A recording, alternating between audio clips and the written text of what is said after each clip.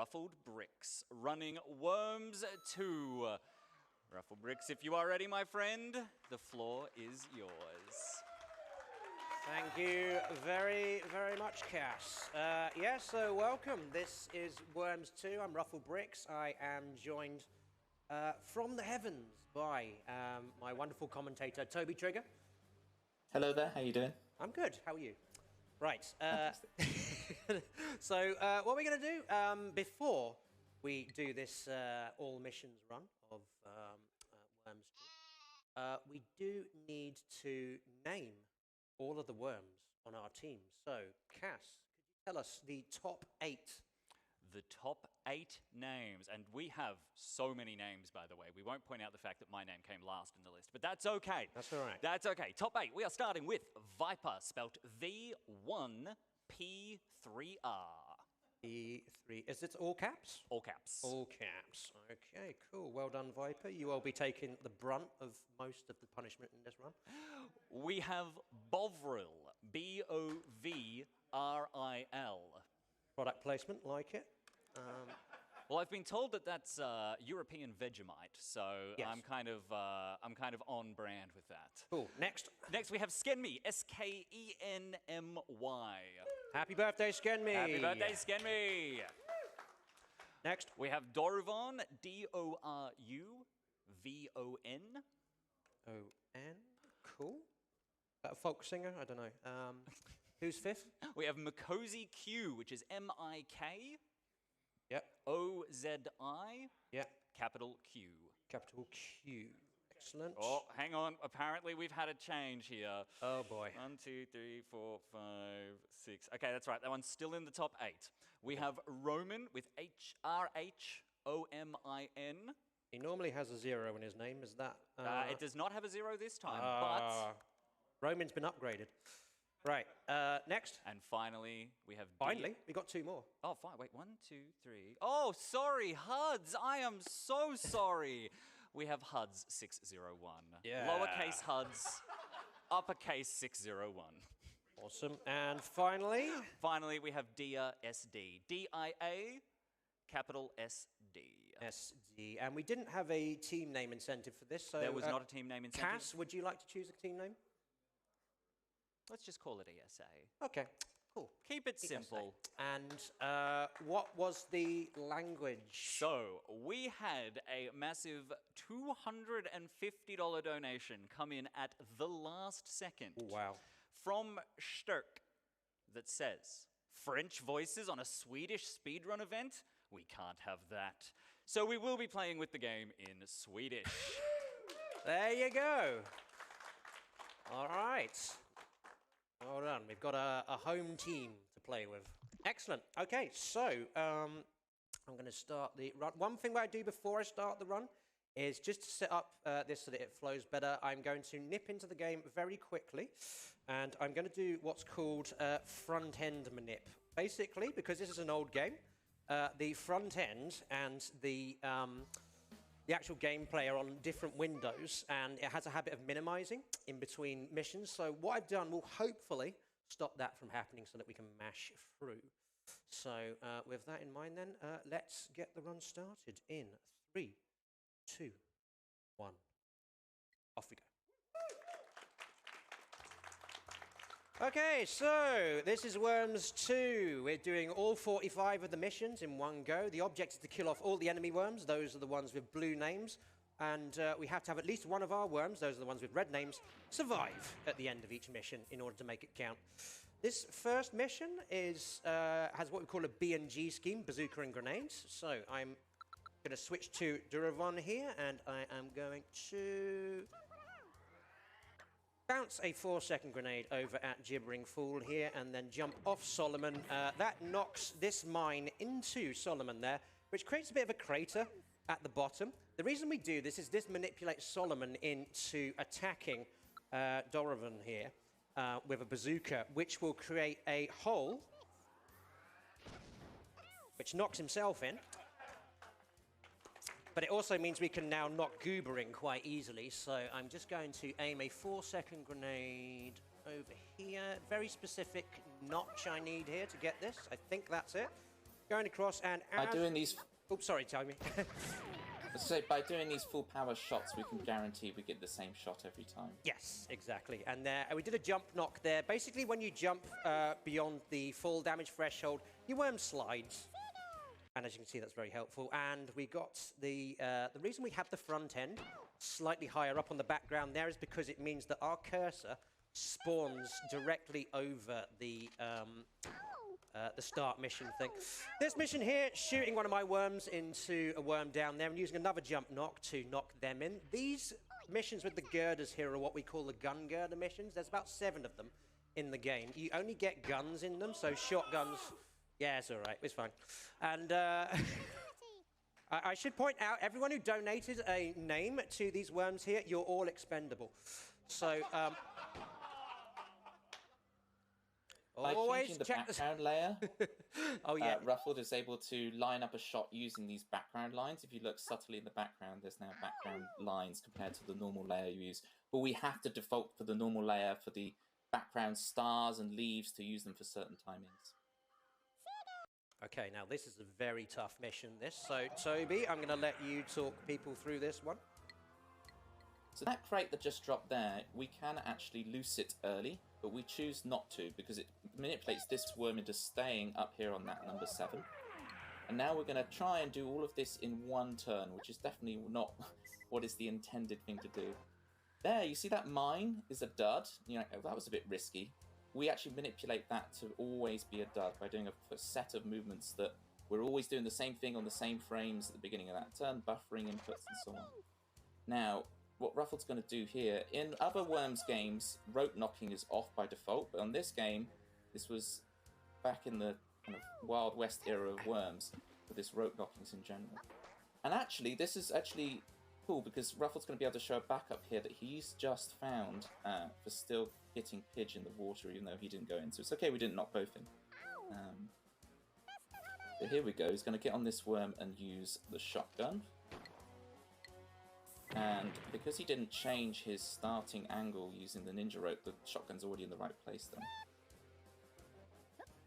We'll use this new angle. I think that's it.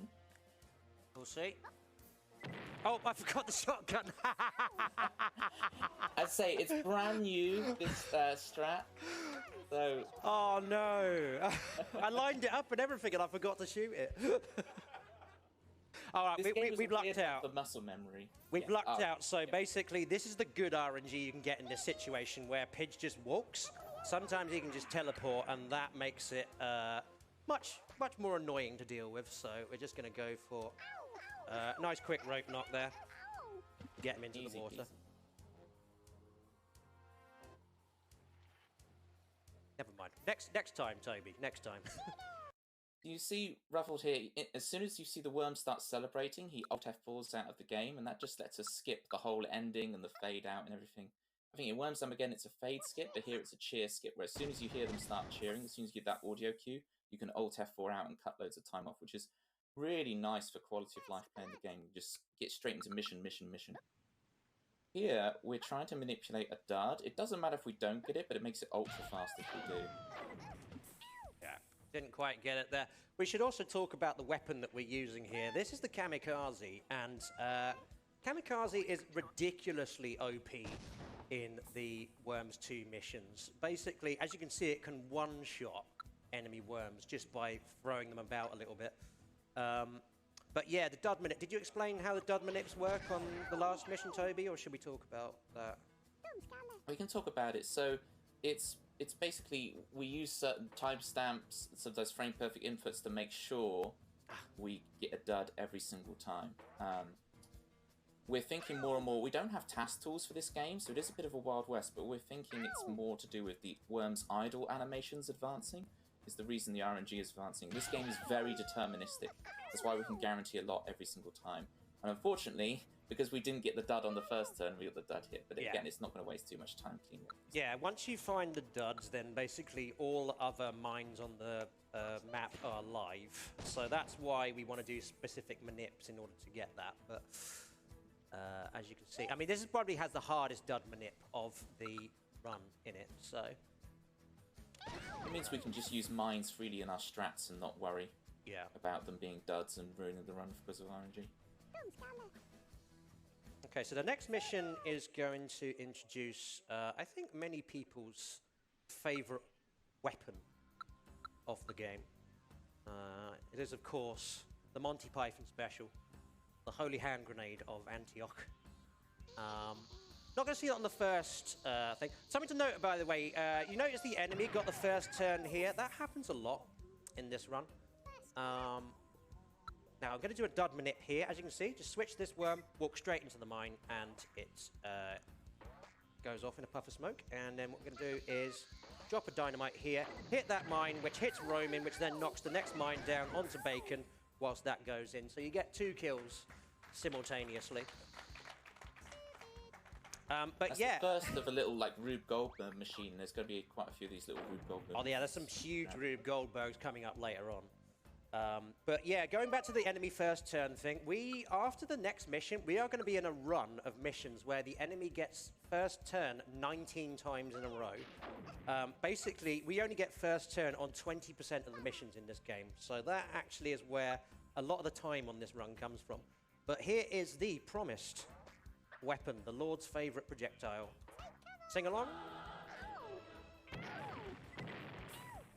And as you can see, we use the rope knocking again just to maximize the amount of kills we get on there by knocking, gibbering, falling during the retreat time.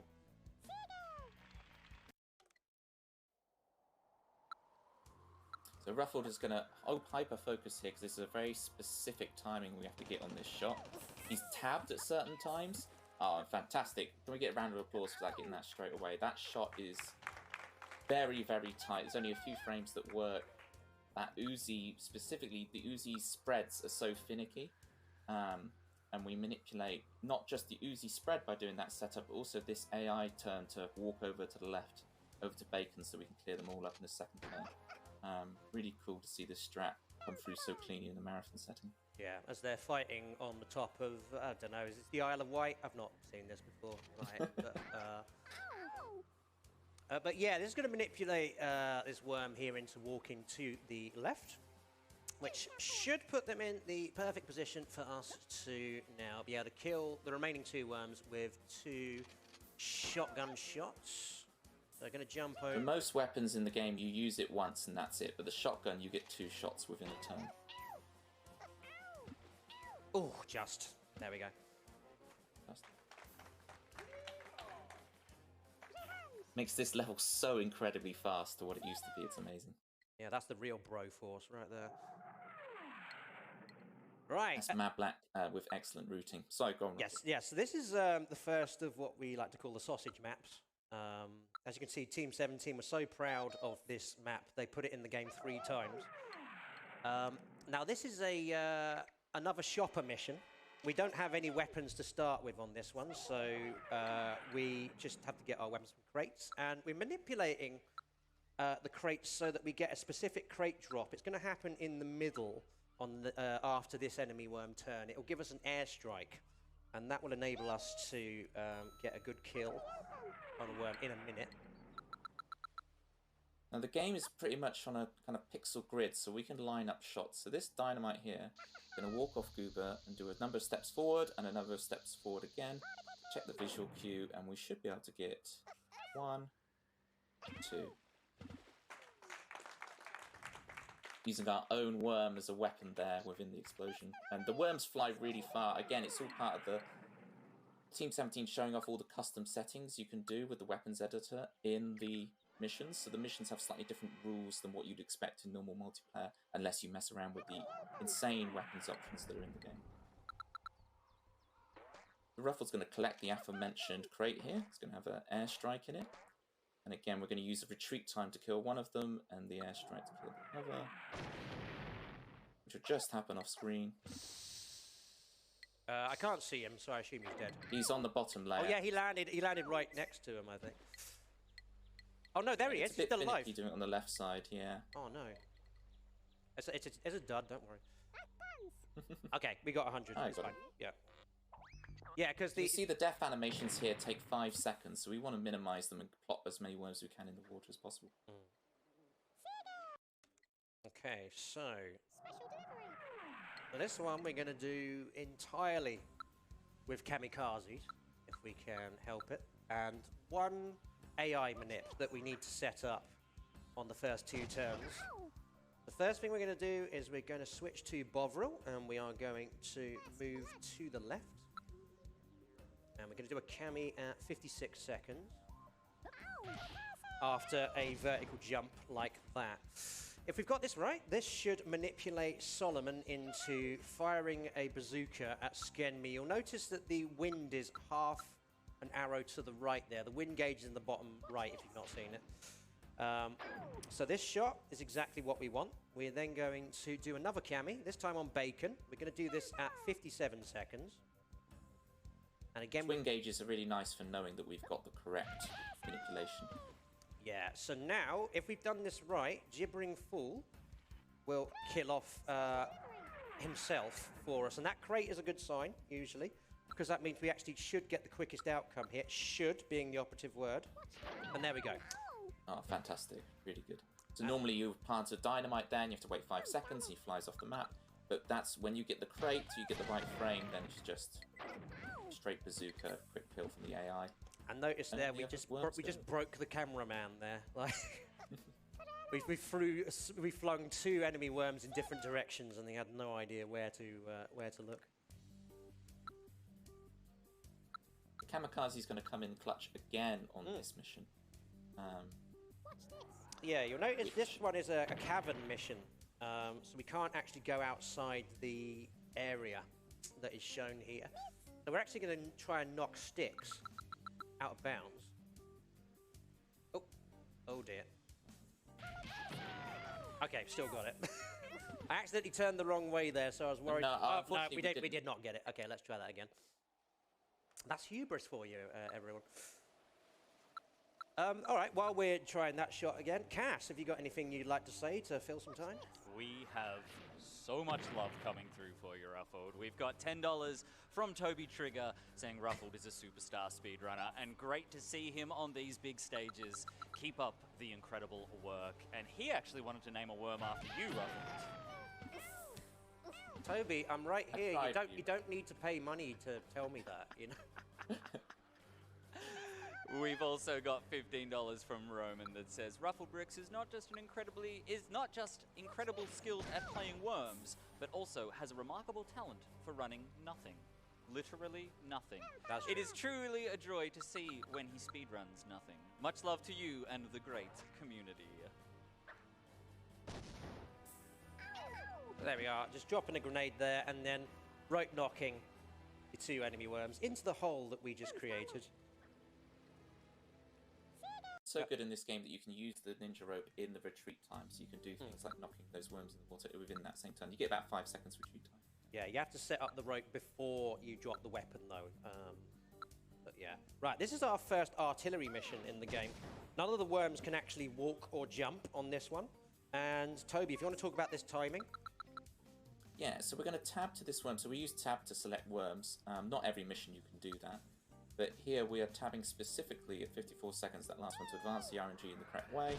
The full power shot, the consistency at that angle. And we pile all those worms together whilst knocking one worm into the water. And that should allow us to get all the worms in the next turn. It is, I don't know how often we get it, 50% of the time, maybe 40% of the time we kill all the worms. It's an easy cleanup though. Oh, so right. Let's pray here for RNG, this following cluster bomb. Yeah, so we're just going to aim this down, a couple of notches up. I think that's it. I might have over-notched there, but let's see.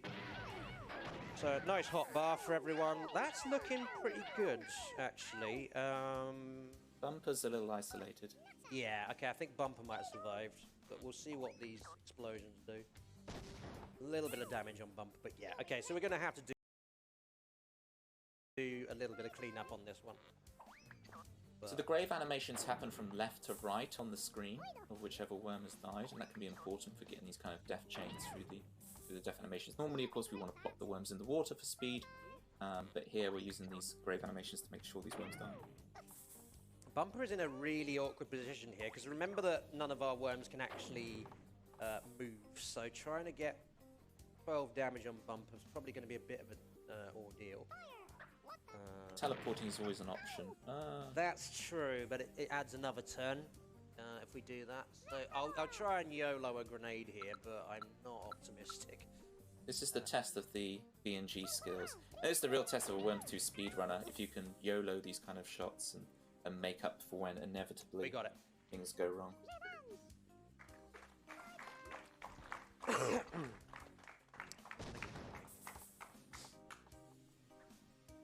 Okay, so this next one is quite elaborate. We're starting with another dud manip.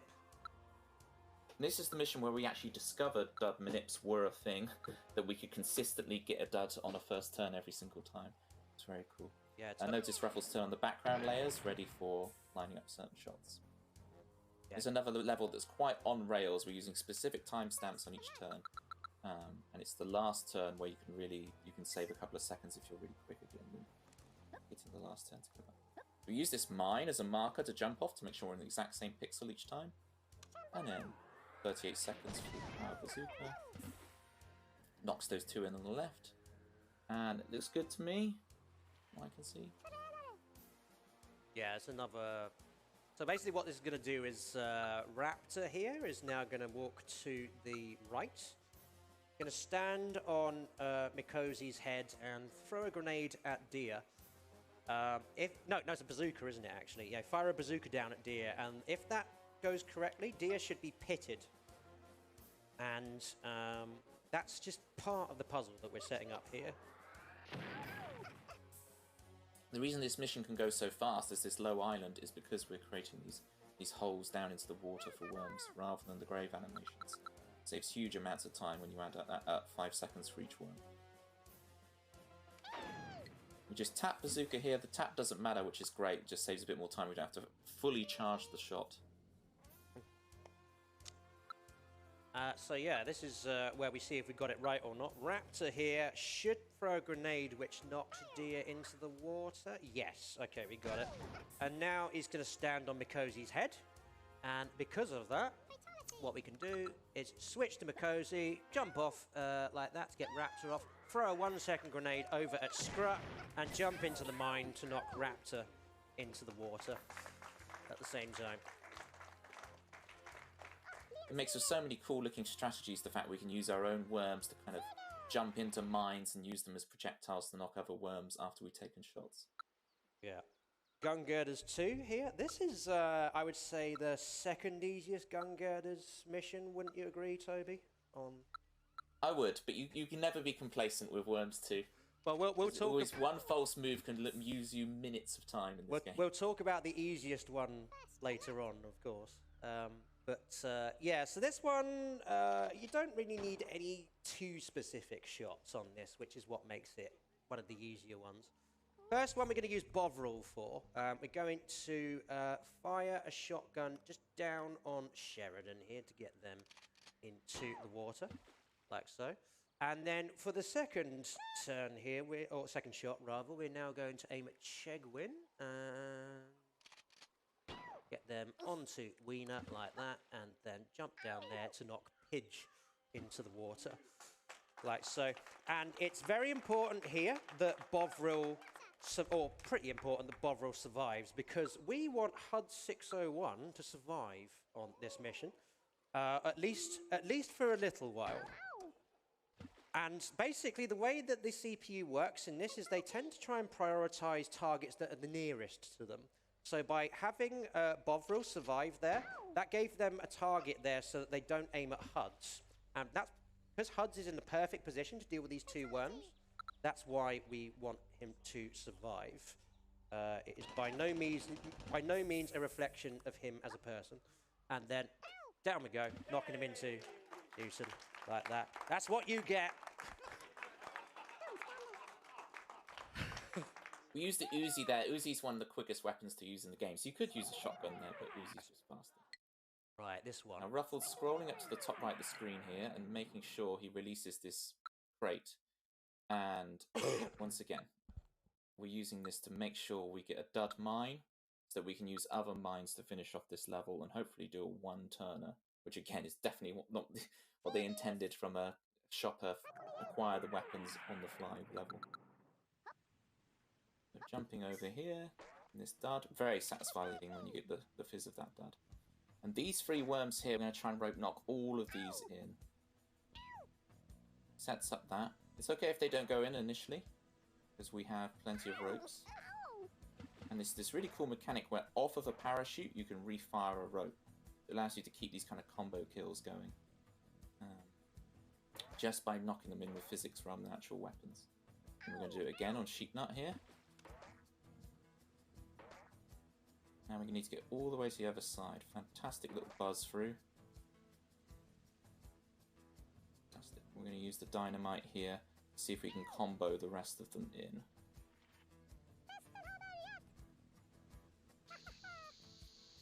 One step up. Now, there was a little touch on Marlon, but it's not going to make a difference in my experience. Fantastic. Very well done. Huge round of applause for that, all in one turn. Very impressive.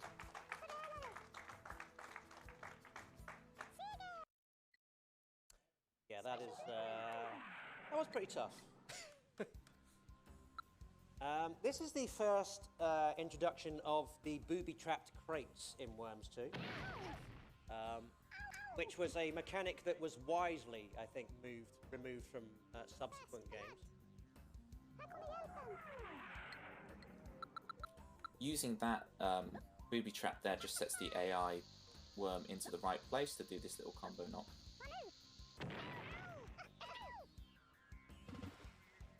Yeah, it's like being fired out of a cannon at a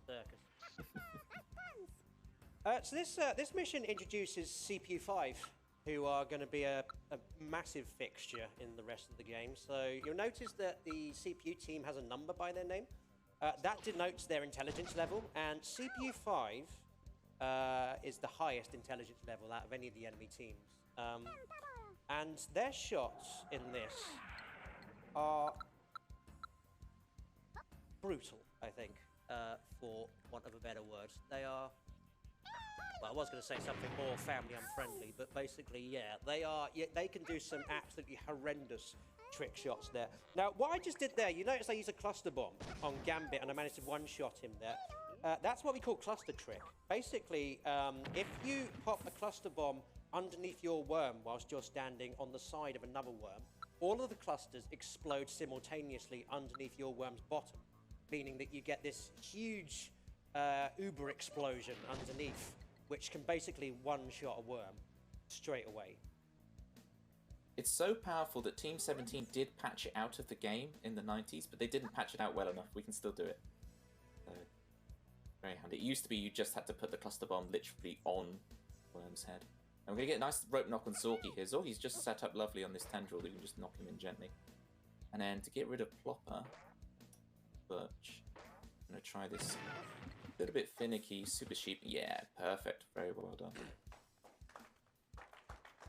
Yeah, you might be able to see more of the Super Sheep later on. That was a very fleeting glimpse of him. But here's another mission where I'm keeping the background, the full background on just for the first turn, because we're going to use these leaves here as a visual cue for my first move.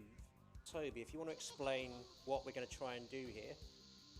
Yeah, so the objective here is Raptor, you see in the middle of the map, who's just been joined by a couple of our worms. We want him to bazooka our worms in, and he will knock himself in. So we found this move where, by kamikazing up at the right time, we kill these two worms on the left, and Raptor should bazooka himself in the middle. Let's see if we get it. It's a little finicky. It doesn't always work.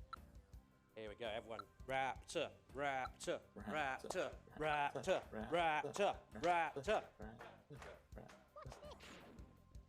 And there he goes. Hey! We knew you could do it, Raptor.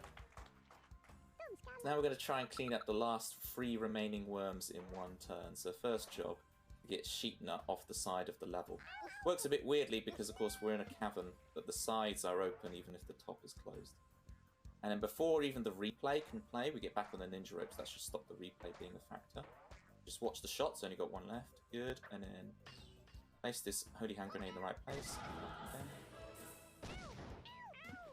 Perfection, very nice. that level is so satisfying to be done so quickly when you see all the worms at the beginning spread so far. And when we first started routing this game, which was only about, what, a year and a half ago at this point? It was. It really was fresh, untrodden snow for us to root, even though the game came out in 1997. December so 2021. Fun. December 2021 was when we started routing. And yeah, managed to get so much done in here. Right, Gun Girders 3. This is, I'd say, where the Gun Girders missions start getting pretty difficult.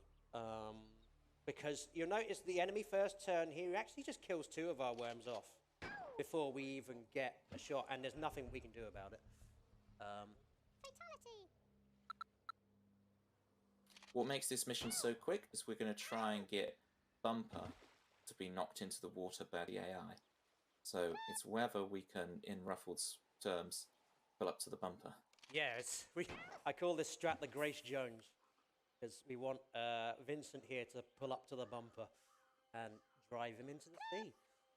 Here we go. Vincent's going to aim at Mikosi first of all and shoot him in. And then he's going to aim at Huds, sorry. And if we get the right shot here, Huds will take bumper with him as well. However, it's not always guaranteed because the way that you do the first shot is very important. So, okay, we got it. Very nice.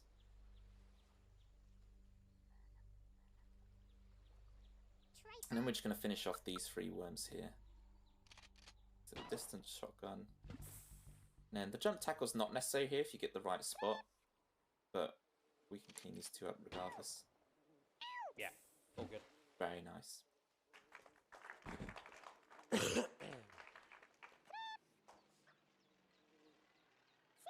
It's been fun to see all the iterations of these levels come through over time, and now some of them are so quick to what they used to be. Incredible to see these new strategies just flowed through. Yeah, so this one's another shopper mission, and unlike some of the earlier ones, we can't do any rope knocks here for obvious reasons. So we're going to try and manipulate some certain actions from the enemies here. So we're going to try and get Mechanic to teleport. I've done that by teleporting Viper onto that first aid crate at 46 seconds. If we've got this right, Mechanic will teleport next to Viper. There we go. You can see tabbing, the timestamp, the XY position of your worms, the state of the terrain, all these things can affect the AI behavior. And we can make things very on rails for very good outcomes, which took forever to root, but it's amazing to see it come through. Yeah, so you notice there we managed to get Raptor and Scrut into the water with that kamikaze, and we also knocked Mechanic into the O with Marlon. And Marlon is now just going to skip go. Because of that, we can use the other weapon we got from a crate, which is a cluster bomb. We're just going to throw it down here. And it doesn't look like it's going to do that much damage on these, but we should get enough damage on Mechanic here, which will cause them to explode. And knocking Marlon into the water, like so. And it's followed by another shopper mission. Special delivery. It's the second sausage, and note that the crate is being dropped when it's in line with that sausage. Again, to manipulate worms to stay where they are so we can finish them off. Yeah, Gambit teleports if you don't do that, so... So once again, an unintended one-turner we can do here. So we're going to knock that worm into the water, and now we're going to go collect this crate. It's worth retrying, especially in a marathon setting, to show off this strat. Definitely. Yeah, this. To be honest with you, it's like one turn or nothing, this mission, really. Like, because it just gets too fiddly if you... Otherwise. I think you do get 3 fire punches, not just the one, so we can clean up. But especially in a marathon setting, we want to see it's 2. No. It's 2. There we go.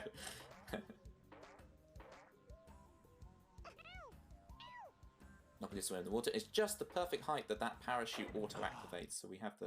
I'm having real trouble with this swing here for some reason.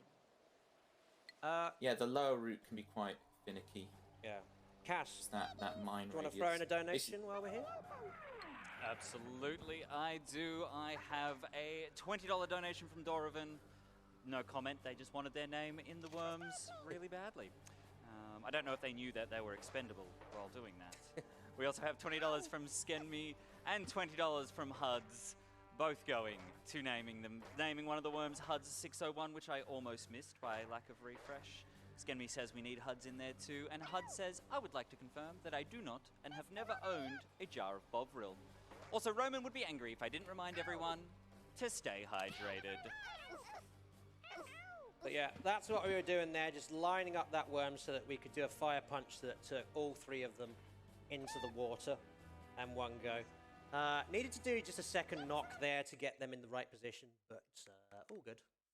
Now, here we have quite a clear visual cue for that. Yeah, yeah, we do. This is, I think we would agree, Toby, one of the worst missions in the game, this one. 100% agreed. I mean, for starters, you can see Team 17 didn't really know what to put on the map. So, yeah, this is a gunner mission. And yeah, Toby, if you want to talk about what's going on here. We have no worm select, and we, as Ruffle just said, it's just gun-based weapons, so Uzis, shotguns, and it makes it just an incredible nightmare to try and consistently manipulate what's going to happen. The wind can affect it. It depends which strategy you use. I think all 3 of us running the game at the moment use completely different strategies on this level. So there's been loads of iterations of this, and I can imagine there'll still be quite a few to come.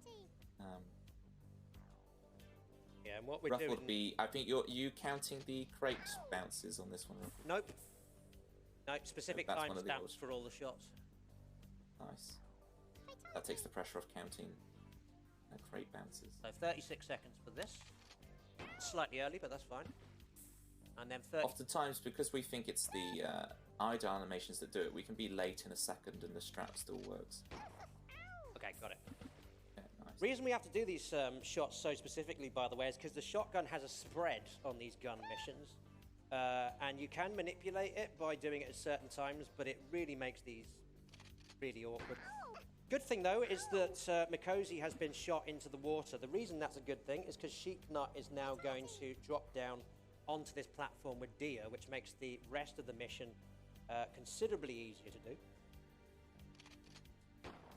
You can change the spread values in the custom editor, but having them on these levels is highly frustrating to try and get consistent strats with. And there we are. Another thing to note, by the way, is the trajectory that the worms go when they get hit by a shotgun is quite weird. You'll notice they actually go with the direction of the shot, even though the explosion sort of suggests that they should fly off. And yeah, the recoil has changed. I think that's different in Worms Armageddon, but Worms 2. And you notice he did the old pulling the tablecloth off the table trick there, knocking Sheiknut in by accident. And that means we can now get a nice quick kill on Check's Notes Mechanic. This mission so easily goes to chaos, so it's very cool to see it just smoothly ran through. Very well done. Yeah, just Dorovan left there to ensure that we get the victory. Okay, so this one looks like a gun girders mission. It's not. It's actually a shopper mission, and it's one of the easiest shopper missions in the game. We are going to just rope knock Plopper in first of all. Just proving that nominative determinism is a thing. And then we only need 1 crate in order to be able to kill off the remaining worms, and that pretty much always comes at this point. It is a kamikaze crate. Bovril is going to just rope up here, grab that, and then we're going to rope across to Stavros. And because all these worms are in a straight line, we can just cami across like that. And because of the ninja rope angle, your cami is at a different angle than you expect, so you have to reset it down. And also what Ruffle did there is called a cami cancel, where by jumping, say with backspace, which is a straight vertical jump, and then immediately hitting the weapon, you don't even see the vertical jump that he's doing, but it cancels out the animation of those kind of F4 row weapons, Fire Punch, Dragon Ball, Kamikaze. And by cancelling that animation, you probably save about a second. Really nice little optimization. So you're about to watch one of the most annoying first turns from the enemy of the entire run. So Otis is about to drop a dynamite on Hud's head here. That kills off Huds and Bovril. And so 2 worms that we literally don't get to use in this mission. But now, going for a specific manip here.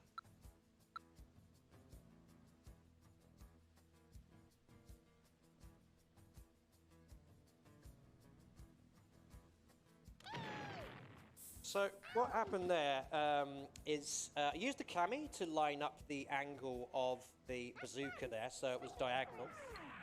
That launched my worm into the worm over there, so we got the Otis and Butch out. Now, if we've got this manipulation correct, Gambit should take the turn here. If we haven't, it will be Hot Dog. Okay, so it's Gambit. So this is good. This is going to set up a cami that we can do to kill off Gambit and Stavros.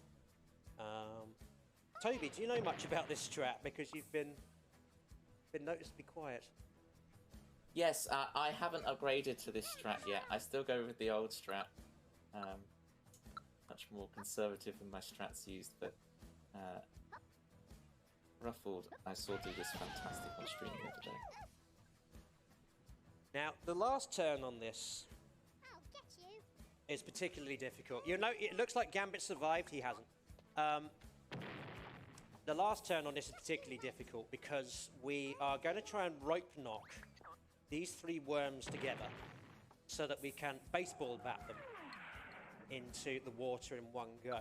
The problem is we only have 3 ninja ropes. So each time we get off the ninja rope, that's the end of that ninja rope's usage. So that's going to make this particularly difficult. Hot Dog, meanwhile, if we've got the timing on the last turn correct, Hot Dog is just going to cook themselves, basically. So, oh, he didn't get it correct. Okay, so we will have to deal with him later on then in that case. But Cass, if you could, if you've got anything you want to read out while I try these rope knocks, that would be very welcome. Do indeed. We have a $5 donation from Roman that is just put towards naming one of the worms Roman. And a $5 donation from Tiny Tim that says, "Hey all, donating for the awesome RuffledBricks and the worms to run. Good luck with the wriggling. Cheers." And that went to Sonic Frontiers Any Percent, the true ending incentive, which is coming up tomorrow morning, I believe. A $2,000 incentive that we are almost a quarter of the way there. So you've got time, but that time will run out quickly. So you can see there why I'm afraid of that strategy.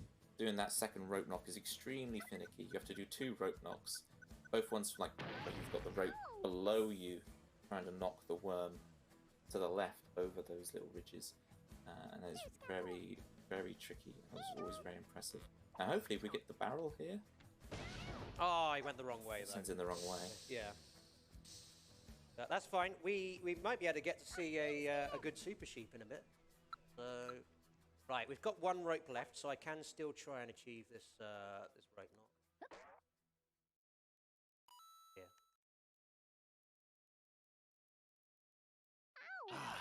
Nah, I'm not having it. Not getting it today. The game can be quite finicky with whether you lose your turn from doing a knock. Sometimes you do a knock that seems really hard and it doesn't end your turn, and sometimes quite a soft one does end your turn. Yeah. Even if you take no damage from it.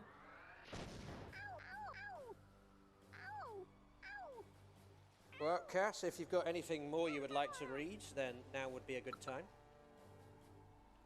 I would like to point out, which is something that went completely under my radar, that we have hit $52,000. Thank you to everybody for donating towards that. And just for the record, Ruffled, your naming incentive alone raised $750. Wow. So people were very competitive about that. Well done. But I would like to remind everybody that is donating that we do have some wonderful prizes available, including but not limited to the incredible custom ESA Switch console and the custom ESA PlayStation 5. So get your donations in. They are a minimum donation of $200 each, and look quite beautiful.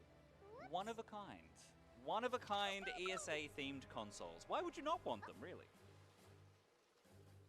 Why, indeed. Okay, so this is much more cleanup on this mission than I would normally like to do.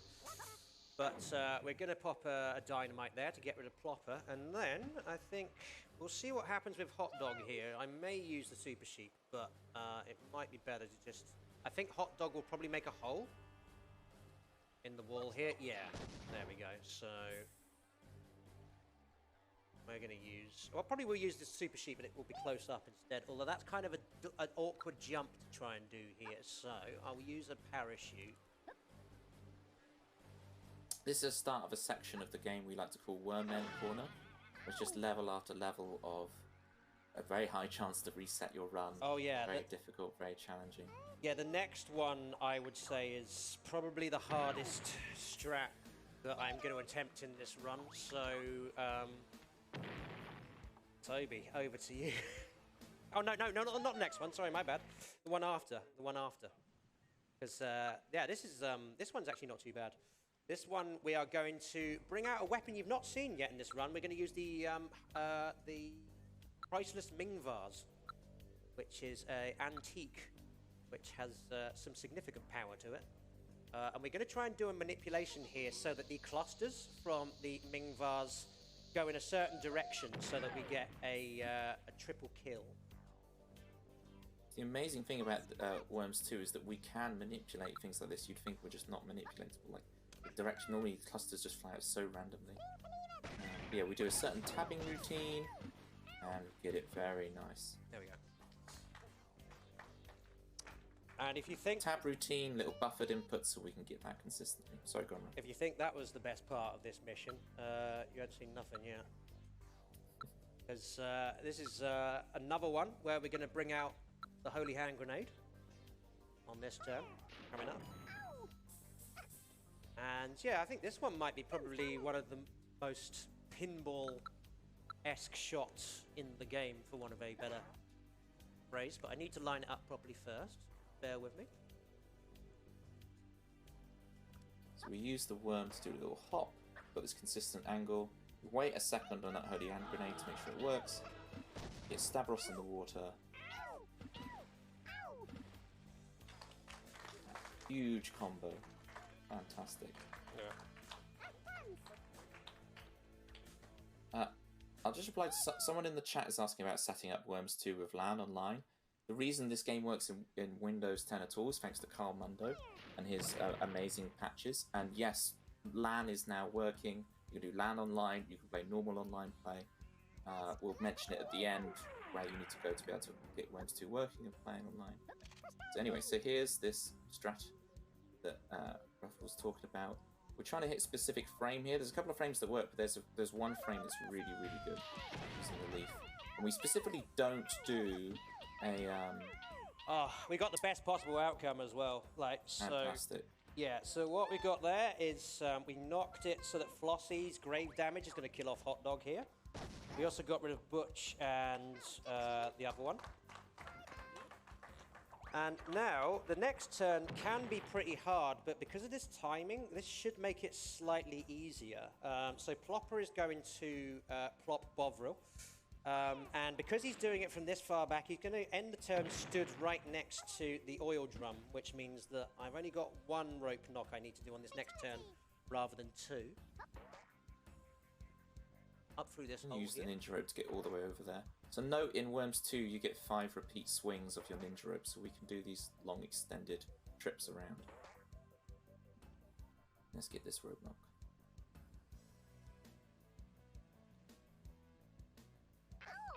There we go. Very nice. It always used to be the left side of the level was an issue. With that first turn, really clearing it up. Ooh, I think Plopper might have survived. Yeah, Plopper didn't look good there. But maybe the acceleration damage still gets him. No, we got a full house. We're good. Fantastic. Oh, okay. That's good. That is not one I wanted to attempt again. And it seems like Ruffle just steamed through that easy peasy, but those are some brain perfect timings, incredibly intricate rope knocks, that one little bit of physics mistake and you're off. So it's incredible to see him just zoom right through it. Really good stuff. So this one, yeah, so as Toby said earlier, we're into basically run killer central in this section. So from the last mission, 23, up until mission 31, it is pretty much wall-to-wall run killers. Like, so many things can happen in these missions that can cause you to just hemorrhage time in this run. Speaking of which, this first knock here is pivotal. This is also gentle, and what we're trying to do is make sure our sub-pixel position stays aligned for this next shot. See, and that's why we're having to so gently hit them, and sometimes that can go wrong doing that, or the enemy worm can intercept your worm in the air. Yeah. Yeah, we're trying to make sure we reset our pixel position, or maintain a pixel position, depending on which version of the strat you're doing, which they're all very similar, much of a muchness. Yeah, if it's too gentle, then Gambit lands on Viper's head, and that ends the turn prematurely. If it's too hard, then Gambit ends up knocking, is it Roman? Or no, it's Plopper out of position, and that ruins the whole move that we're about to try and do.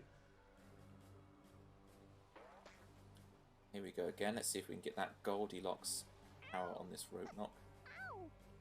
That should do. Sing along if you know the word, gang.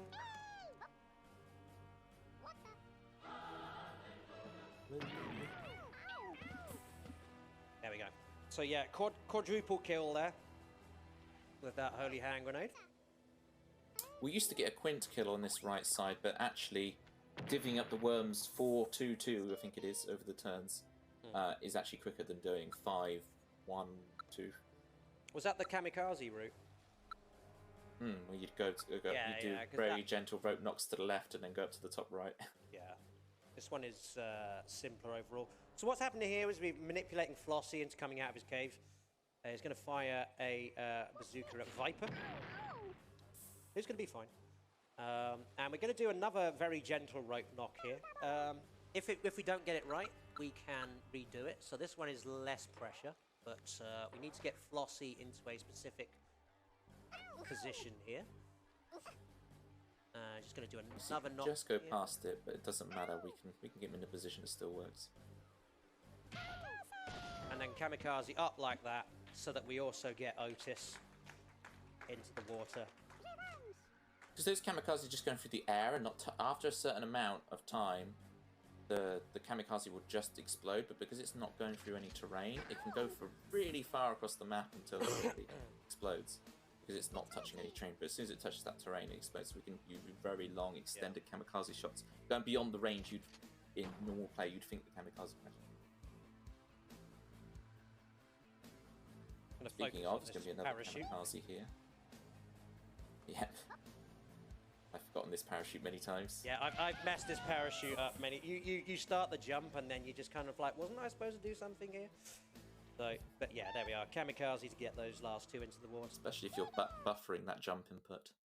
So for the first time in ages, gang, we get a first turn. And we're going to use it to teleport over to Zorky here. Done that at 34 seconds. We're hoping this shot from Gambit gets a dud mine here by knocking Skenme into it. So let's see what happens. Okay, not a dud, but that's fine. That's fine. We might still be okay. Now we're going to set up a specific position. This level, the first couple of turns can seem odd, but we're just setting things up so that it goes very quick later on. Get in position here and just knock these worms into the right position. Yeah, this doesn't seem to do much, that shot, but it will set up lots of combos. Yeah, this mission was one of the hardest ones to route in the entire game. Because it's just... It's a BNG mission, so you don't get any real good movement tools, and what we're doing there is, as you can see, having it so that Stavros knocks that mine onto his own worms. So that gets two of them in. And then with that hole that we've just been created, we're going to now fire a bazooka downwards to knock Otis and Flossie into that same hole as well.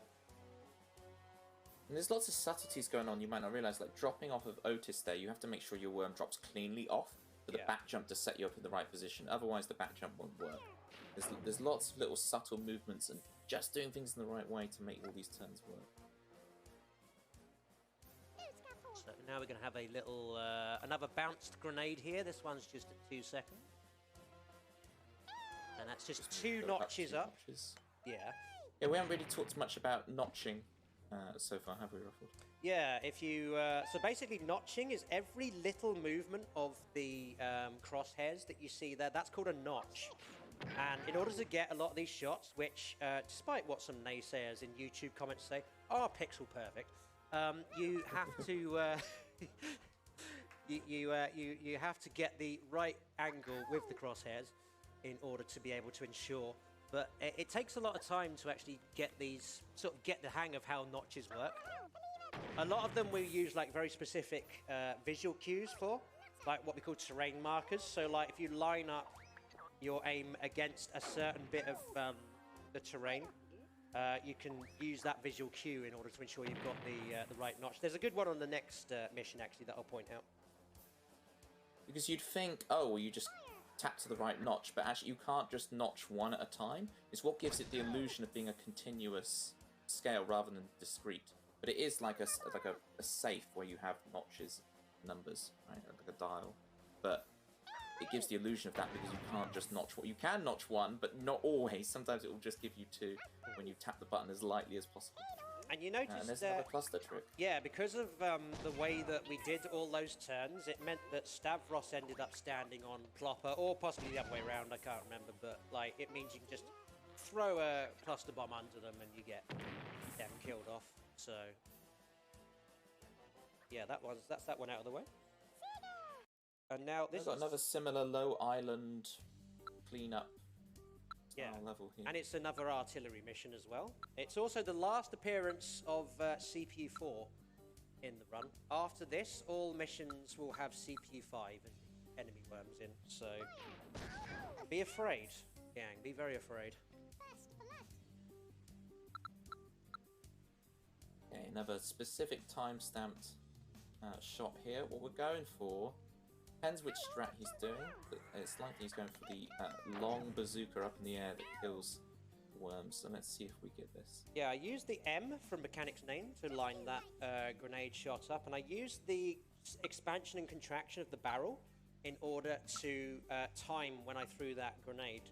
If we've done this right, which I think the wind shows we have got it right, Scrut is going to fire a bazooka up into the air.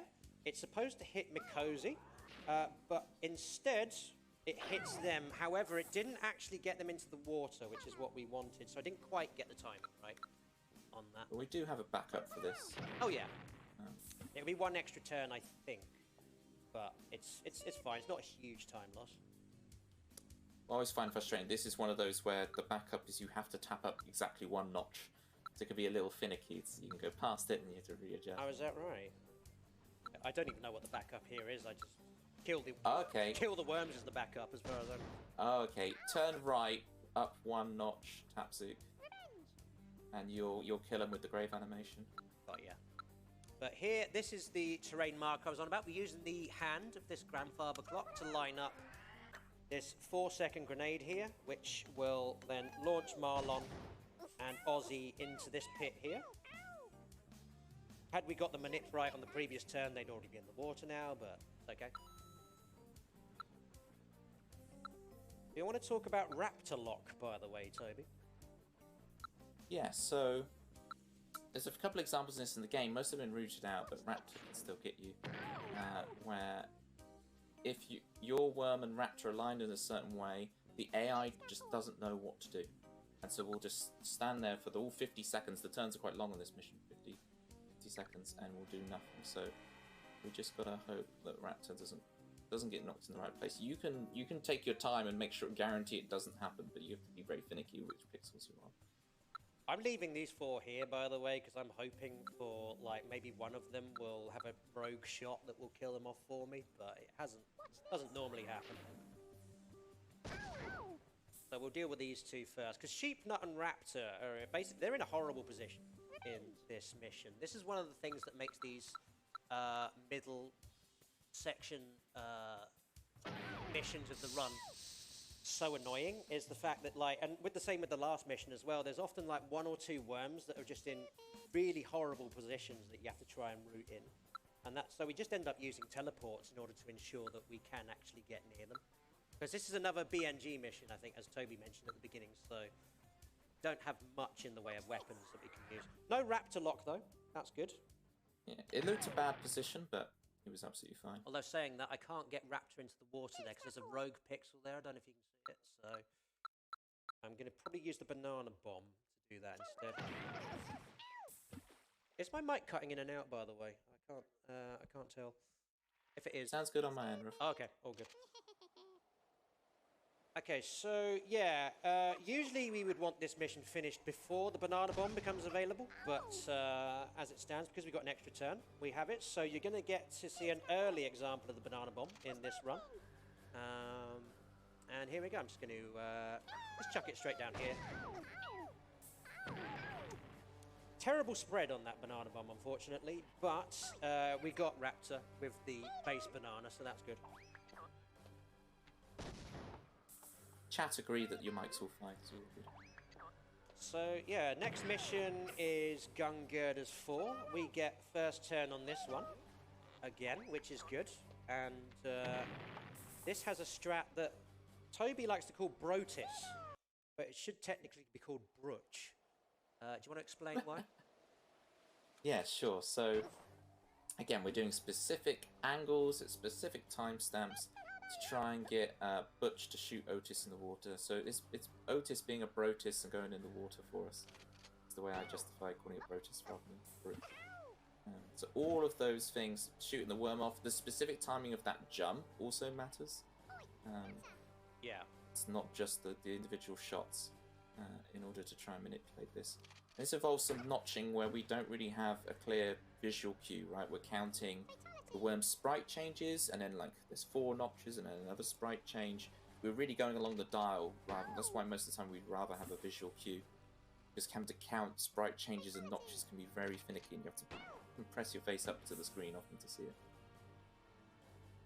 So that's just a buffered shot first, and then we're going to be doing our notching here. I think we're slightly too early on that one, but we'll see. So yeah, here's Butch. Because Butch is a certain height up, there's only one of our worms you can aim at the moment, which is Doravon. However, Otis is in the way. Right. So we're not going to get Brotis, unfortunately, because he knocked Bovril out of position. So Bovril is now within his field that he can fire a shot at. Had that not happened, he would have continued shooting at Doravon, and there's a chance that he would have hit Otis in the process as well. Instead, we're going to have to do some cleanup. It's quite nice in some of these levels that the worms that are really high up on these girders can't actually aim down at you. Really nice backups, especially when you're first learning the game and trying to do runs. Yeah, this game, as you can tell already, is pretty deadly to making any tiny mistake. Yeah, technically they should be able to aim down, because you noticed we, in an earlier mission, aimed lower than what they were able to, but for some reason the CPU just doesn't seem to be programmed that way in these, so there's a sort of certain cut-off plane under which they can't aim.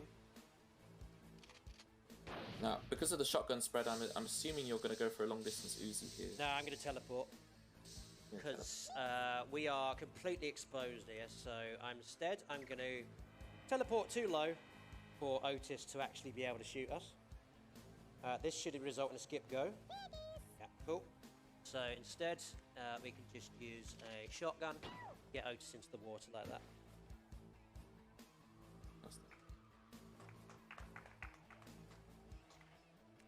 And so now we're going to go on to the aforementioned big Rube Goldberg machine.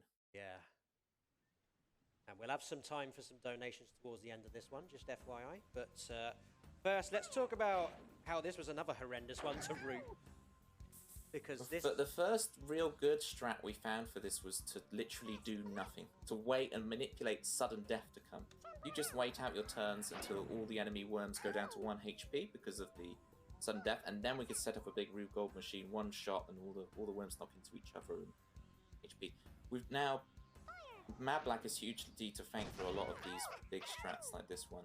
Yeah. We found a way to do it earlier with certain shots at certain timings. Timings can be pretty finicky, and there's also going to be quite a finicky kind of pixel perfect teleport. And as you see there, we're going to use our first example of zooming in and using the num keys to pixel perfectly line up teleports and so on. Okay, my timing was slightly off on there because Skenmi's just taken pounding here. Okay, still alive though, so that's fine. Okay, having a bit of trouble with lining this up. Ah. Well, I'm late. We're a couple of seconds late on that because the cursor kept going out of the window, which I'm not used to. So we'll see what happens here as a result. Might still be able to get away with this, but I think we're getting an early kill on Zorky here, so this might be okay.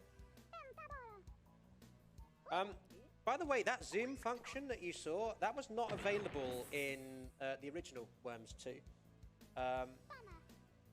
This is part of the Worms 2 Plus mod. I don't know if you talked about that earlier, Toby. I just briefly mentioned it, so Armando's put together... You could get Worms 2 working on Windows 10 before, but it was a nightmare. He's put together a lovely patch that just sorts all the configurations out and everything that Worms 2 can just run on Windows 10, which is fantastic. And one of the results of that is sort of couple of quality of life features like being able to zoom in, which for the speedruns actually come in really, really clutch, rather than having to press your face right against the screen. It's not these things aren't possible without zooming in, but it does help a lot. Okay, so this is the big Rube Goldberg we were talking about, and Cass, while the magic unfolds, if you've got anything you'd like to read out, now's a good time.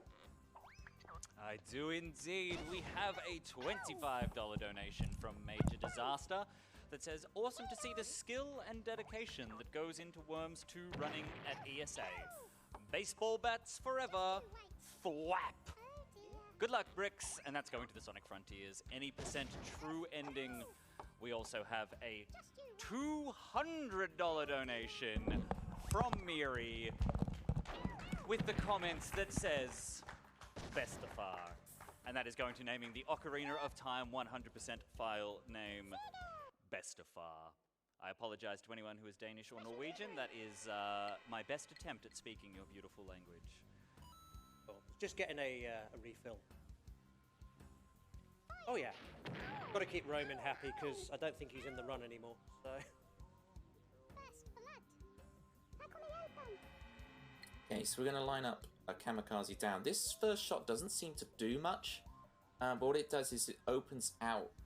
See, there's kind of two cavern areas, and it opens out a gap from the top area to the bottom, which is going to help us considerably to finish off these worms. And Stavros, here we've manipulated him, as you can see, is going to pop a dynamite next to Skenmi, or a birthday candle, shall we say. And you're going to think, oh, that looks nasty. And yeah, it's very nasty for Stavros. He goes into the water. This is one of those levels where we discovered that you really can force the enemy AI to do the exact same thing on a turn if you can line things up. So we check the wind here, because that can sometimes mess up, so I think we're good.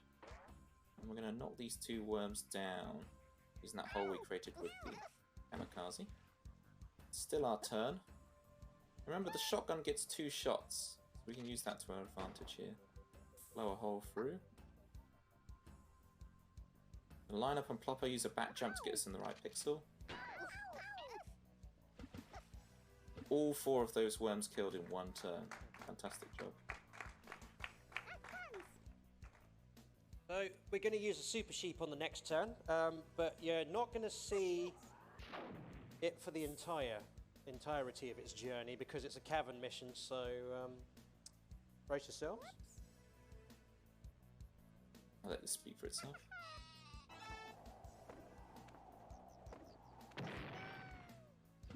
As you can see there, we guide the sheep out of bounds there because to get it up to hit Hot Dog there.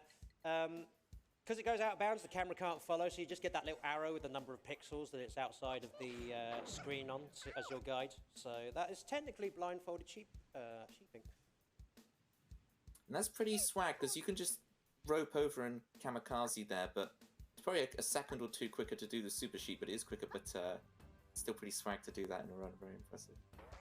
So now we're going to try and finish off these 2, going to rope him in position. I agree with a little extra distance, and then So you hit him out of the park. And you see one of them nice. skimmed as well. I don't know if you saw the arrow over there, but they skimmed off the water, which isn't quite as quick, but it's fine. It's so cool when they designed this game to have things like worms skimming on the water and the how many pixels off the screen it is with an arrow. There's so many little features that you could play so many hours of casual play and not see that these things are built into the game. It's a fantastic engine to play on. Here's another horrendous... This is one of the other really long, annoying first AI turns. Yeah, but also this mission is the longest in the entire game. So Toby, I'm going to let you take the reins of this one if you don't mind. Brilliant. So here we're doing this little dynamite shot. That again, we're going to try and open out a gap to the water early to help us with future shots with this one. In the right position, 42 seconds. That's looking good. We show 48 health left if it's done right. Yeah. Looking good. And it depends which order. You're doing the upwards cami first or the HHG? I'm going to do the cami on the second turn, yeah. So here we're going to try and line up the two worms on the right. Do a cami. One of them will be a grave animation, and the other we're planning to put through this little hole we've just made here. Well, we've just made, the AI's made for us, but they always make it for us. Spoilers. Interrupting over. Oh yeah.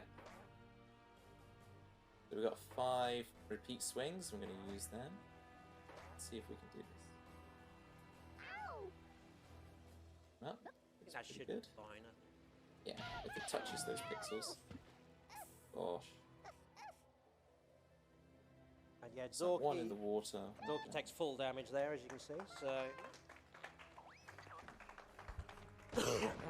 and you're about to see that Plopper learnt nothing from Stavros in the last mission. Yeah. How do you think this is going to end? There is a very small chance that I've had him survive that shot before. A couple of times. It's very off. I'm at that. Sometimes he does a bazooka, but like, yeah. So now, with this one, I'll try not to spoil this shot, but I do want to draw your attention to the top right of the screen on this shot. I want you to look at the top right. You see there's like a truck and a worm on that. That's what where you're gonna want to look. See how cool this shot is.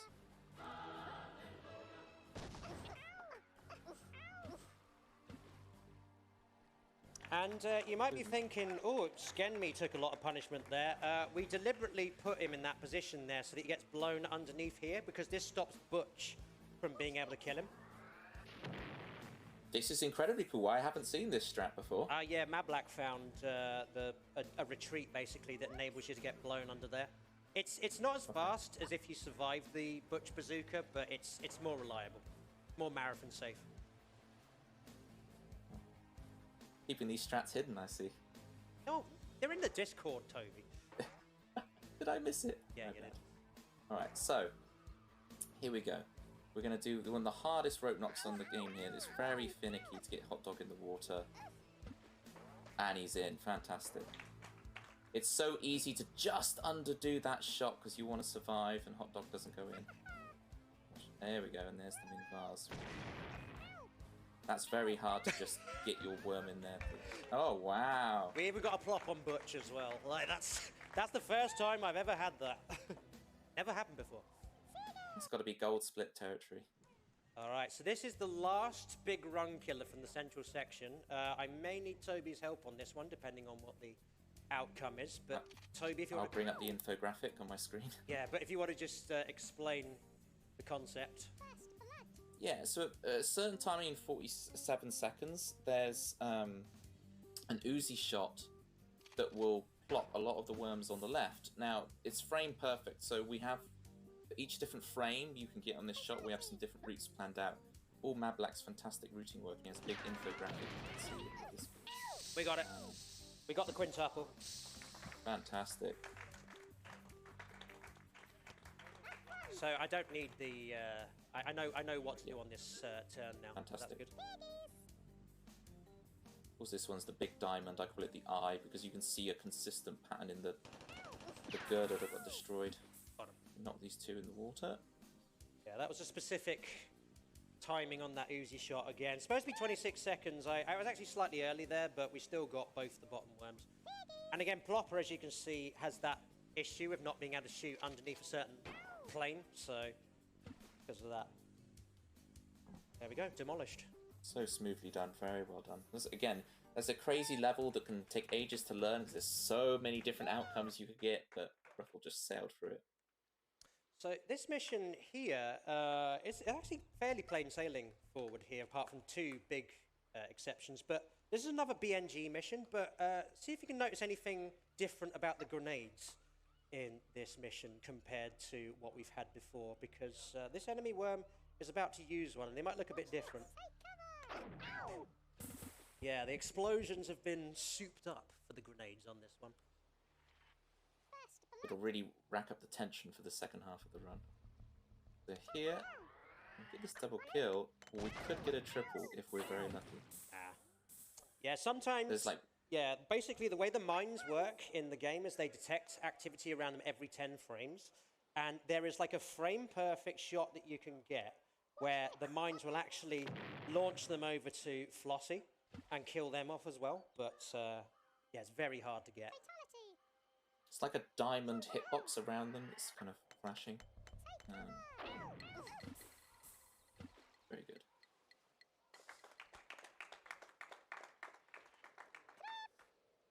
And then just Flossie left to deal with, and it's fine. We've got a shot we can use to get them as well. It's one of those we have the notch for. We don't really have a visual cue. We just memorize the sprite changes and notches to get this shot.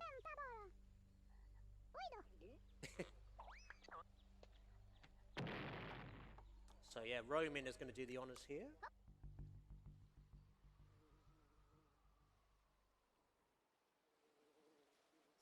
That's it.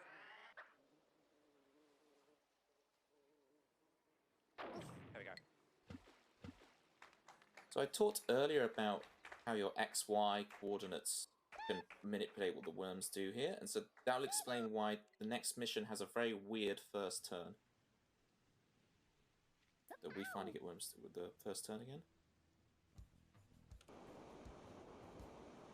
We just arbitrarily blowtorching to the right. I think it should still work with a late 25. I think so. Yeah, it's not that precise, but okay, that wind looks correct. Yeah.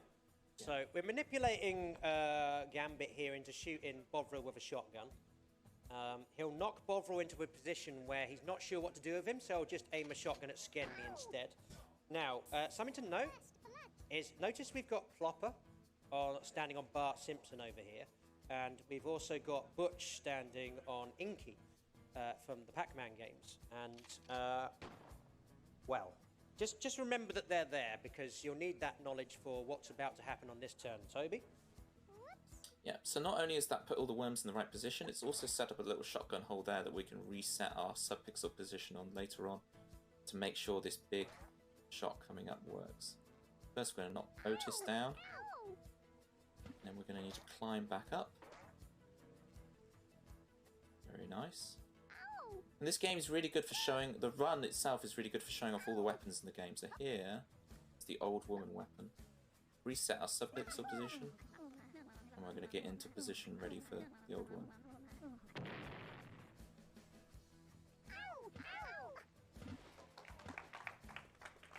There we go. Hitting worms off the left, off the right, from the middle. I think that is one of the best shots that Matt Black found in the game, that one. It's just, it's one of those things where it's like, how does he do it? Like, and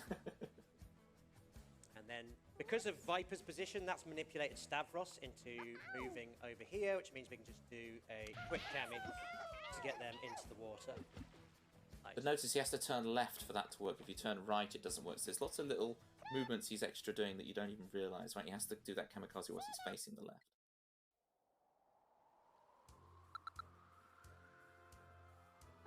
So this one... It's another level with lots of divergent strats, but I presume you're still using the sudden death. Yeah, we're using the sudden death one.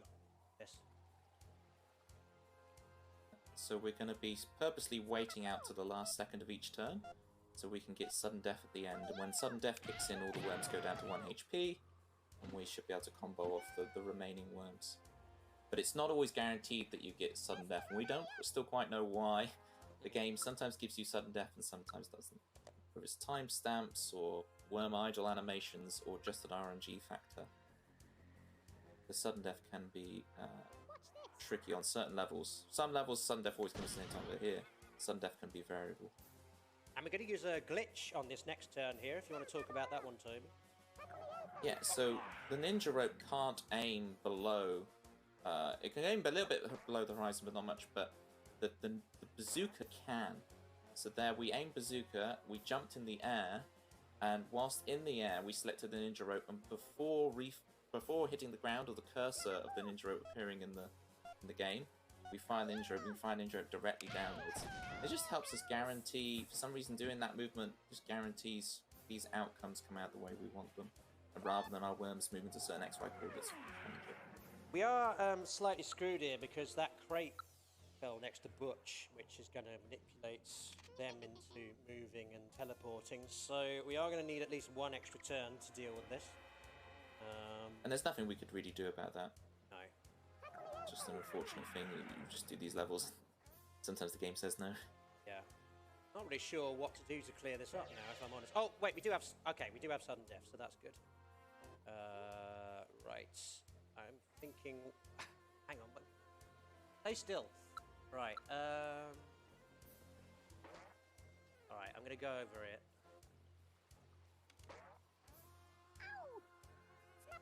Do a quick bazooka on these two. And good, right. None of them landed too close to Bovril, so that's good. You'll regret that. And then that means we can, whichever one of these worms survives, we can just use a super sheep on Proper. So, okay, we're fine. Should be alright. Yeah, 2 worms and a super sheep. I think we're A-okay. This a level can go so wrong. Yes. This is a repeat map as well, by the way. This is a repeat of Mission 8, I think. Watch this. Order to wipe, yeah. Yeah. Ow! So this one is substantially more difficult, I would say. And yeah. And at this point in the run, we're kind of out of Worm End corner. This levels are still tricky, but the nature of the game kind of changes later on. There's a lot more sudden deaths and shorter missions where the game tries to scare you.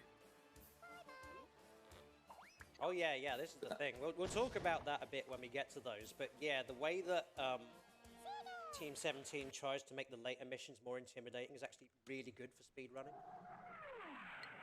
This one, on the other hand, though, is this is a shopper mission, and this is the hardest shopper mission in the entire game, I would say. So, Toby, I'm just going to concentrate on this. Yeah. So we're trying to collect, you see there's one worm's teleported to the right there. We're trying to collect one more over there, teleported to certain positions, and we're going to be doing some quite on-rails movement. Perfect outcomes, you can get this in a couple of turns, it's really great, but more often than not, you have to improvise to finish off a worm, but some really cool shots coming up in this. Get this teleport first. It's really nice, the AI helping us out and teleporting into positions where we can. So here's that really specific movement. It's really tight. You're having to look at the worm's animation cycle to make sure you hit jump at the exact right time. And then we flinch just in case. Very good. So that can often be a booby trap. Instead, it contained a homing airstrike, which is a Worms 2 exclusive weapon, which is really nice that the run shows off a couple of the things that are really exclusive to Worms 2, and one of them being that homing cluster bomb. Homing airstrike weapon, sorry. And there we go, we've got the teleport to the right side. And here's this banana bomb, which we collected from one of the crates earlier. I'm going to line it up, and we're going to see... This doesn't always work, so fingers crossed. Full house. Pretty slick. Very good. And that was it. I actually accidentally moved out of position for that banana bomb, so I had to reset it. So I'm really glad that worked. Now, is Otis going to teleport? Of course he is. It's much easier if he doesn't, but that's not the worst position he could have ended up in. So now here we go with the homing airstrike. So again, we're setting up using Stavros's name as a marker, and we're using the number pad to move across 10 pixels. So we get a very specific place for this homing airstrike to go, and then watch this magic.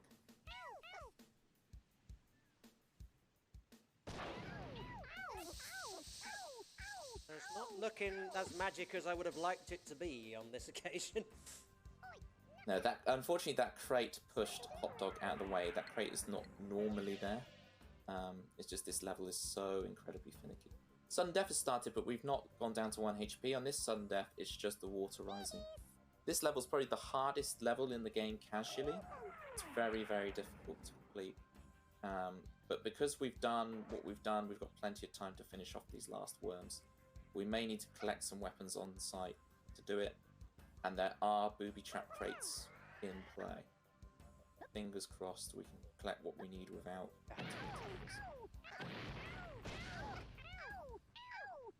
That's looking pretty good to kill off Otis, I think. We're out of weapons now, though, is the problem. So,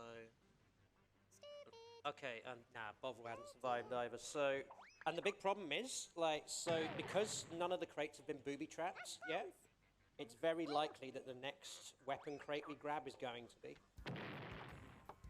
So, cross your fingers, everybody. Yeah, we need the next weapon crate we get to be live. Not live, sorry. To not be a booby trap.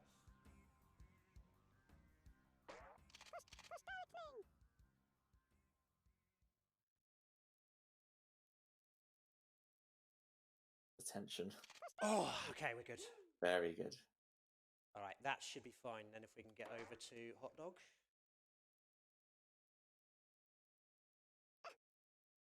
Ropes we got 2. Okay, that's fine. Just need to make sure that we survive here.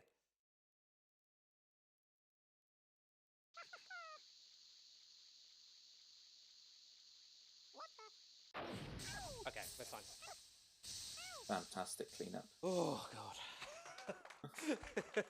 That was really scary, that one. Being able to clean up these missions like that really makes a difference with your time, because they're not all going to go right in a row in a run.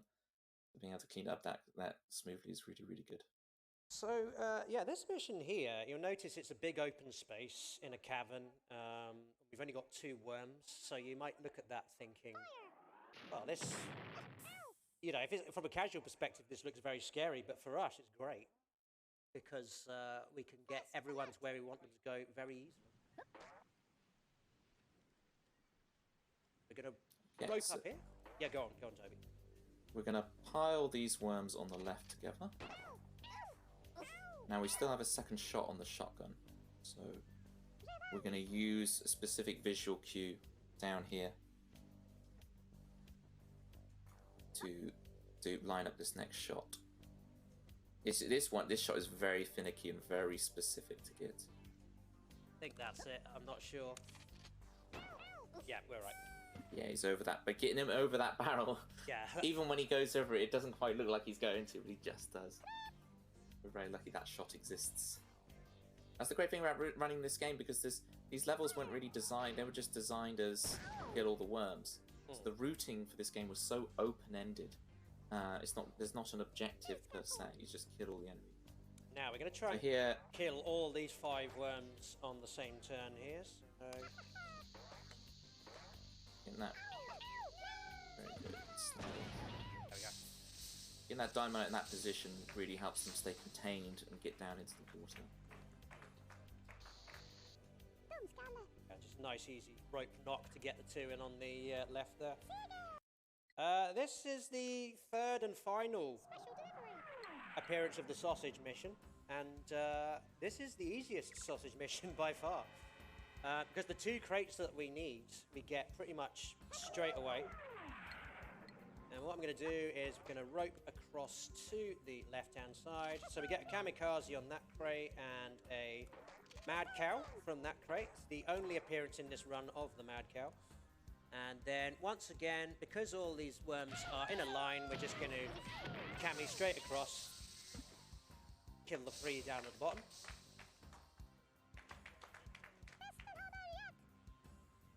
Very rarely you can get a survivor wrangler there, but Okay, so Gambit is probably going to go for this crate. It had better not be something he can use, because... So this crate is generally pretty random, depending on what time you finish. Okay, he's too far away to use that, so we should be okay. Yeah. Because the enemy, as you've seen, no doubt, throughout this run, can use dynamite, but there's only a certain length that they are willing to walk during a turn, and that we were too far out. So we just now use the cow to launch Gambit into the water, like so. normally we face left there to make sure our cow comes out left. We were already facing the right direction, and Ruff very astutely made sure the cow was going to come out in the right direction off of the ninja route. And it's cool to see the mad cow. Okay, so here we've got this amazing one-turner, right? So we're going to knock Plopper in the water. Good. Going to get out another rope knock here. Notice the time in the bottom left. This is very tight on the time. The top.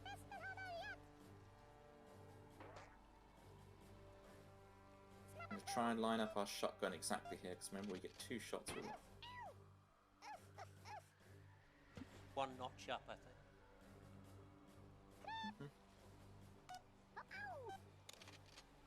Got it. Oh, fantastic. That is hard as nails, and Ruffled make it look so easy. So yeah, we'd line ourselves up and do this very long shotgun shot on that level. There's no spread on that level, so we can get that every time. Now, at this point, you'll notice that sudden death kicks in at the beginning of every remaining mission, which means that all of the enemies and all of our worms have 1 health. Again, that makes this really good from a speedrunning perspective, but not just... Oh, also, you get a free kill on Hot Dog there as well. That's a nice little CPU 5 fail there, of the kind you don't get that often. Now, doing this Uzi here, because they've only got 1 health, managed to get 3 of the enemy worms in 1 shot there, like so. We don't need to be quite so time efficient on our shots at this point. And it's partly, I think, because you know how Toby said that the idle animations are what help advance the RNG early on in the run? Because all of the worms have got 1 HP, you'll notice their animation is just them huffing and puffing, which means they have no idle animations. So because of that, that doesn't advance the RNG, which means we don't need to worry quite so much about specific timestamps. We also, as you might have noticed there, got a free kill on Butch as well, just by getting that Uzi in on the previous turn. Now we're going to do 2 more specifically notched shotguns. You can use visual cues, it's very hard. It's probably easy to notch these. Ah, okay. That's fine. I'm going to drop down to get Flossie with a little grave animation. Cleaning up Stavros is not too much of a bother.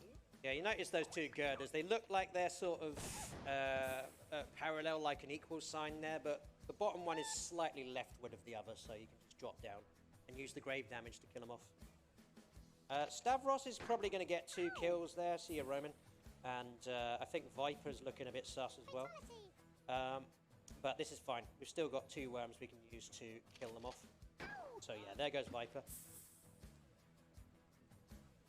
And I'm going to use the waves here to line up my backup Uzi here. And there you go, straight down like that. So we should talk a little bit about the lore of this game, because not a lot of people know that there is lore to Worms 2. Yeah, there is a story. Yes. So the missions don't have titles, but they have passwords. If you put all the passwords together, then you actually get the story of Worms 2. We've got another big Rube Goldberg machine on this mission coming up.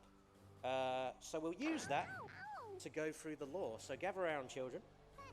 First, we've got to get a specifically timed bazooka shot out of the way, though. This is all about us trying to get a mine frame.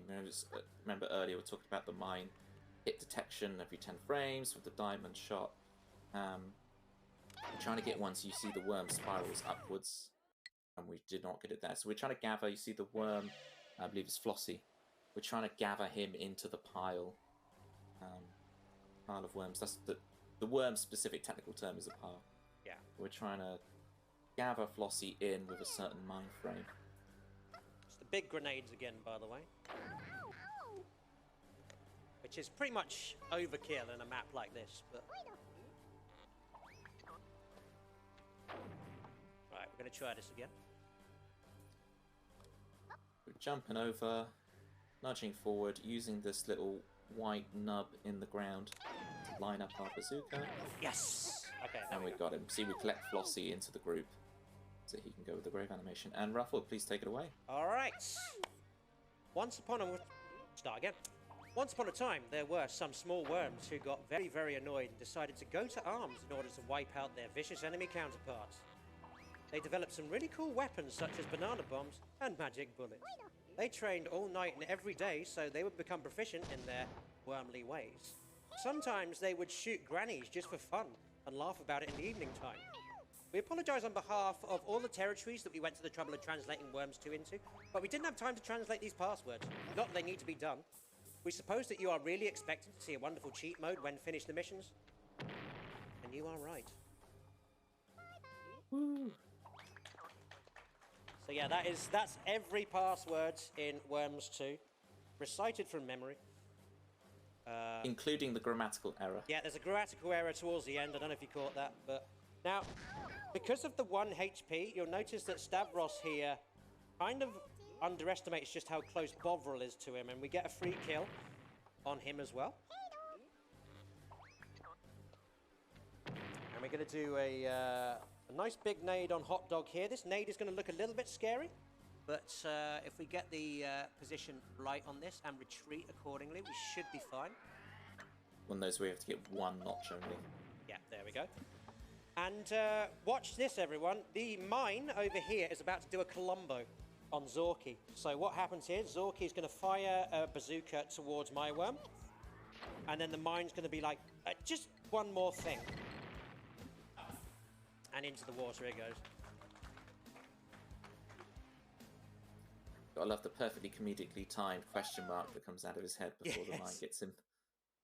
Okay, so we're back to Australia or wherever this is. And here's a strat that I found. Which I think I've got wrong. We'll see. We'll see how it goes. I think I might have got the wrong notch there. Do you know what? I'm going to try it again because I just want to be double sure on that, just to save time. But basically, we're going to kill. If we get this right, we're going to kill every enemy worm on this in one go. Yeah, I think that looks better. Probably looks the same. But basically, like, so remember how Toby said that the grave damages animations go from left to right here. So Viper's going to explode. That's going to knock Gambit onto whoever that worm is. That's going to knock Bovril down here onto Alaska, and that's going to knock Butch into the water, like so. And then Otis, as you can see, is waiting his turn to die, and then the only worm with any health left on the enemy team is Plopper. They're right next to Zorky, so the moment Zorky blows up, that's going to kill off Plopper. And Skenme is just going to, like, hang out over there and give us the win. So, yeah, that is the entire enemy faction there defeated with just one bazooka. It's a very comfy strategy. And we're coming up to the last, I think the last real run killer of the run. Sure. Got another shopper mission. You have to acquire what you use on site, and what we're going to do is use a series of teleports to control the outcomes on this. This first teleport again, using the zoom in function. It's not 100% necessary, but it's really comfy to make sure you can see this exact pixel lineup.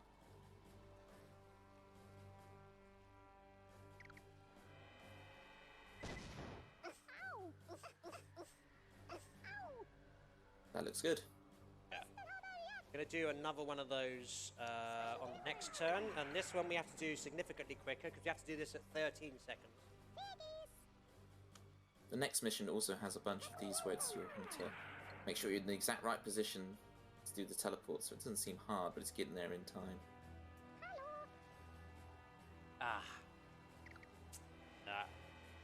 We have I'm having some technical issues with the mouse here, so. Special delivery. Cass, would you mind covering for a couple of turns here with anything you'd like to read out? No one ever asks me to just talk for the sake of it anymore, Ruffled. I love this. We have a $20 donation from Half-Foot Worm that says, donating a little extra for a legendary run. And that goes to an upcoming bonus game incentive we have for Sonic Adventure DX. The Battle Boss Rush All Stories mode. So thank you, Half-Foot Worm, for that. And you mentioned before, Ruffled, about the favorite holy hand grenade. My personal favorite growing up was always the baseball. So maybe with these last couple of levels that we have, we can get some $5 donations in. Let us know what your favorite Worms weapon was, and why it was the baseball bat. I thought you were going to say then, if you donate enough, you're going to force me to use the baseball bat, which... Will that actually work? Can I do that? No, you can't. A little bit more cover if you wouldn't mind, Cass. No, absolutely. I can let everybody know about some upcoming incentives that we have. Like I mentioned, we do have that bonus game coming in for those of you who are Sonic fans. The only thing I know about Sonic fans is they can't get enough of Sonic. So let's get that. That's a $5,000 incentive to extend our Sonic block just that little bit longer. We do also have file name choices coming up for the Legend of Zelda Ocarina of Time 100% glitchless run by Smorgy. We've got quite a few options for that. We do, of course, have Lonk, Ripe Fart, Who Dis, Zelda, and Bestafar. Okay. So notice how on each turn in this mission, the water level is rising. And we're using that to kind of get all the worms down there. Use that water level to our advantage. Yeah, and now the last turn, because Flossie Skip Go, we're going to use the most devastating move in all of Worms Inc., the Skip Go. I'll put my $5 in later for Skip Go as the favourite weapon. I'm going to put Surrender down. Okay, so more sort of specific teleports are going to be happening in this one. And we're only really going to be using one weapon to kill the enemy worms off here, which is Dynamite. First two turns, though, are just going to be to just force certain AI manipulations. So, Toby, if you want to talk us through. Yeah, because it doesn't look like oftentimes we're making much progress when we're doing these teleports, but we're making sure worms later on the enemy team teleport into certain positions, gather up into certain piles. That means we can get them on the water cleanly. This level used to, in the speedrun, play out much more like you'd expect Worms gameplay, granted with lots of big combo shots. But here we've managed to kind of put it on rails, which is really, really nice, especially near the end of the run. It can be tough to clutch it out. For this second teleport, we're going to use the right side of Hot Dog's name as a marker. We really use anything we can on the field to line up these. Is it 25 seconds? Yeah. So we should be good. So Plopper now is going to fire a bazooka at the missiles above Bovril, I think. Yeah, okay, cool. That's fine. And he's going to end his turn on the left-hand side of the chopper here. So now, Dynamite here we're going to do at 27 seconds. And again, look at the little radar dish at the top of your screen for entertainment value. Yeah, so just launching Gambit into Flossie. Like so. And we lose Viper there as well, but that's fine. Viper's work in this mission is done. So it's, yeah, you can put your feet up now. So, so it's Bovril who's going to be doing the rest of this. Zorky is going to fire at these missiles as well, and then he's going to stand on top of the cactus. And that's perfect, because then we're going to use another Dynamite. And we're going to notice how each successive turn that goes on, this water level's getting higher and higher. Just much to our advantage. And as you can see, Hot Dog here is going to knock Zorky down into here. So now everyone's down the bottom, and the only worm who's not really within the drowning threshold here is Butch. So you might think, oh, Butch, he's going to try and escape from certain death here.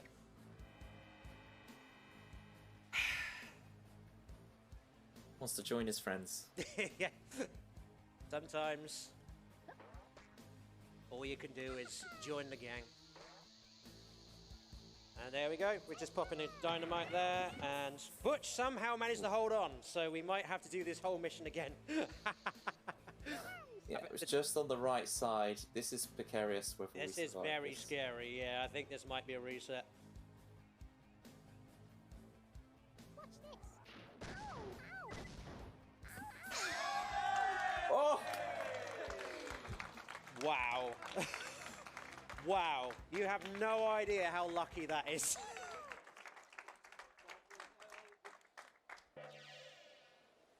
Okay, so we mentioned earlier how there's no more idle animations, so this brings in a new way of us manipulating the RNG, which is just tab and change worms.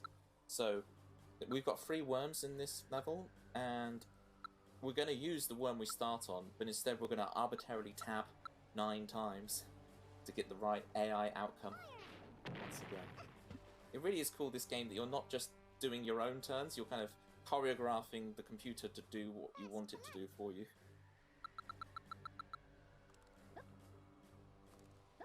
That. And then Ruffle discovered this incredible shot here with the grenade. Hitting onto a specific pixel. Not only are those all knocked in, that also got Plopper as well. Yeah. Because we got the big grenades in this, Plopper gets killed as well.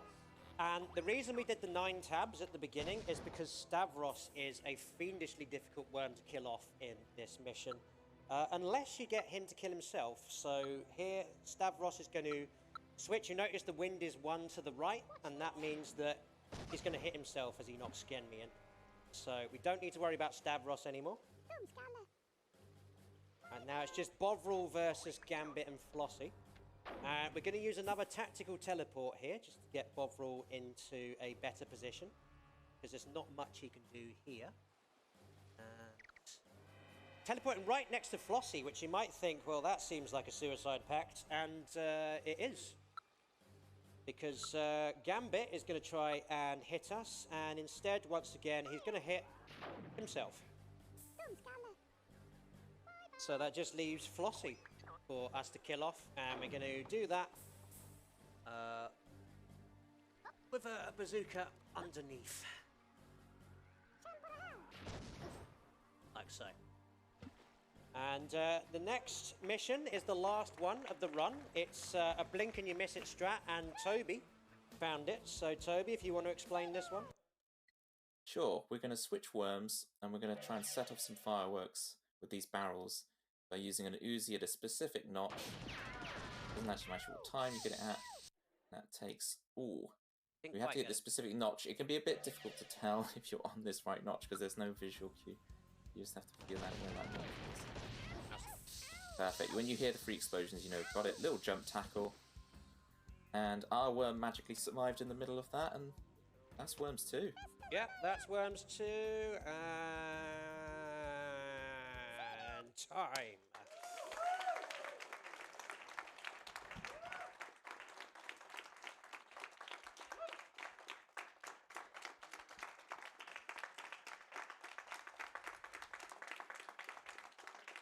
So, yeah, that's it. That is Worms 2, all missions in 1 hour, 44 minutes and 6 seconds, which is not a time that I am disappointed in at all. Try Super Shopper in the game if you like. And yeah, that's it for the run. Toby, thank you very much. Anything you want to shout out before we go? Huge shout outs to Carmundo for making the Worms 2 Plus patch and making this game actually run on modern systems. It's really great. If you join the Worms 2 Discord, we can help you get set up with like online play, technical troubleshooting. He's just released a patch that has loads of new languages in the game, so you, it's really exciting time to be part of Worms 2. And do you want to shout out the Worms speedrunning Discord? Yeah, if you're interested in the speedrunning of Worms games, either as a player or a viewer, then the Worms speedrunning Discord is a good place to join. And yeah, shout out to Matt Black and Toby Tricker, who helped with the routing of this run considerably. Thank you very much to ESA for having me. Thank you to everyone who donated for the Worms names and the Swedish voice bank, trans rights, and over to you, Cass.